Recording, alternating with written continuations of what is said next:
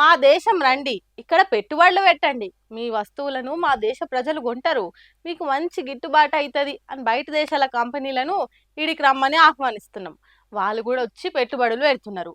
అట్లా ఆంధ్రప్రదేశ్ రాష్ట్రానికి వచ్చిన ఓ కార్ల కంపెనీలా ఏం జరిగిందో చూడండి. మా దేశంలో మీ కార్లు అమ్ముడు పోతాయి అని సర్కార్లు చెప్తే కార్లు తయారు చేసే కియా కంపెనోడు ఇక్కడ దుఃఖం పెట్టుకున్నాడు.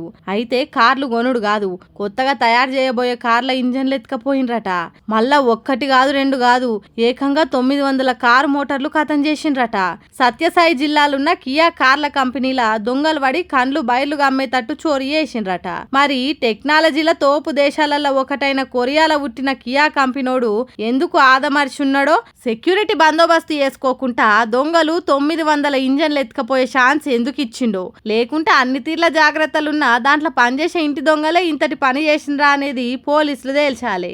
అయితే ఈ 900 కార్ ఇంజన్లు దొంగతనం ఇప్పుడుది కాదట, నెల కింద జరిగిన భారీ దొంగతనమట. అయితే ఇది బయటికి తెలిస్తే కియా కంపెనీ పరువు పోతుంది అనుకొని మందికి తెలియకుండా చూసుకున్నాడట.